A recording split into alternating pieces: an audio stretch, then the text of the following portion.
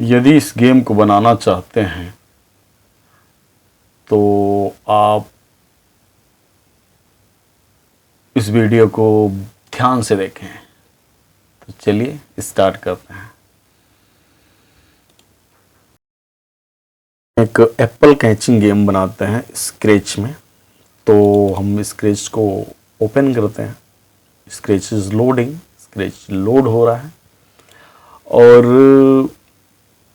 Creating project create हो गया। अब देखिए जो फर्स्ट जो डिफ़ॉल्ट स्प्राइट है कैट है, तो हमें कैट की ज़रूरत नहीं है। हम कैट को डिलीट करते हैं, कैट स्प्राइट को, और एक स्प्राइट लेते हैं बाउल। बाउल स्प्राइट को ड्रैग करके नीचे लाते हैं। जस्ट गो टू द अब इसका लिए हम कोड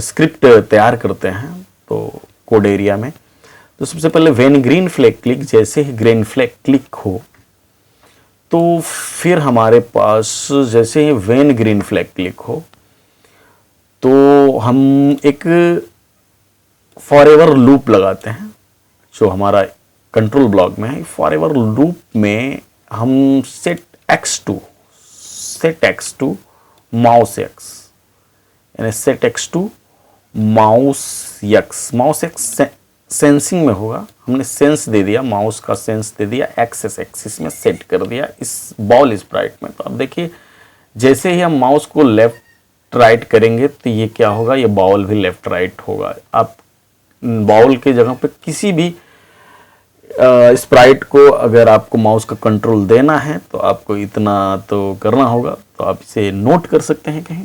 नेक्स्ट हम चलते हैं, एक एप्पल स्प्राइट इंसर्ट करते हैं अपने स्टेज एरिया में। साइज को चाहेंगे तो आप छोटा कर सकते हैं, मैं 40 कर दिया।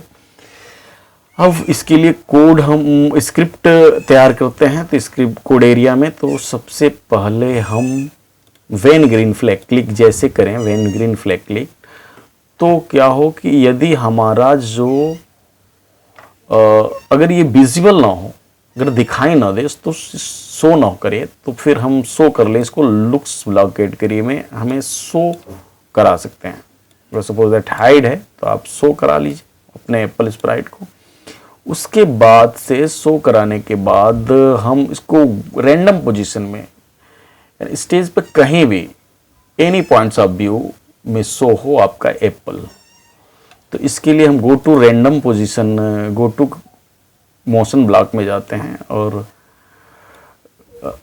गो टू रैंडम पोजीशन कर देते हैं। अब सेट एक्स टू, अब हम क्या करते हैं इसको सेट एक्स में तो आएगा, एक्स में तो ऐसे तो करना नहीं है, हमें लेफ्ट राइट में नहीं जाना है, हमें टॉप बॉटम में जाना है। तो हम वाई एक्सिस चूज करना होगा। सेट वाई टू, अब इसकी वैल्यू को सेट कर सकते हैं। जैसे 180 कर दिया तो ये क्या होगा, थोड़ा सा हल्का सा ईज के अंदर भी है बाहर भी है।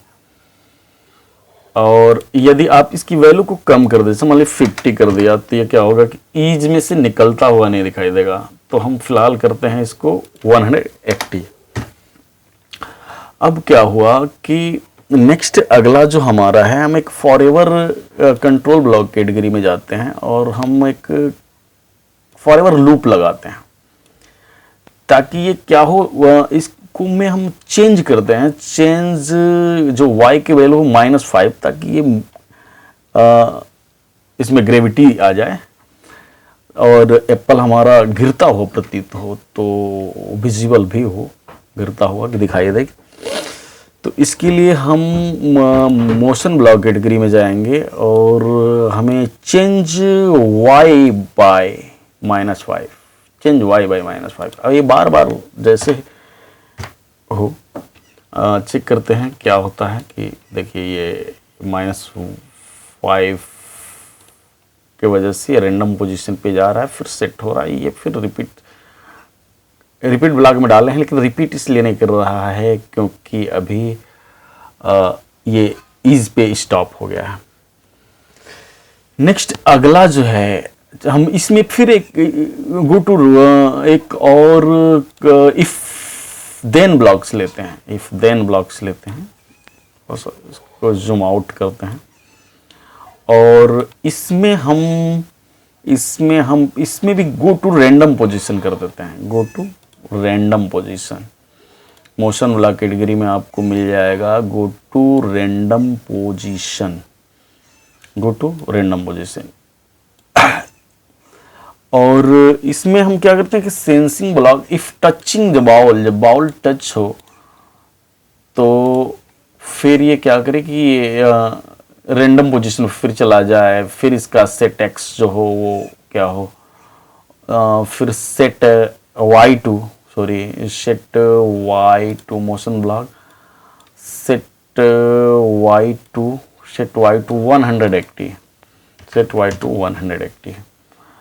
अब क्या होगा कि सेट y2 180 के बाद चेक करते हैं क्या गेम, हाँ ये टच भी हो रहा है, टच होके फिर ये रैंडम पोजीशन पे जा रहा है। इफ जैसे टच हो रहा है तो रैंडम पोजीशन पे जा रहा है, ठीक है, ये प्रॉपर कर रहा है काम भाई अपना। अब ये हमारा, अब दूसरा थोड़ा सा इसमें हम ऐड करते हैं स्कोर।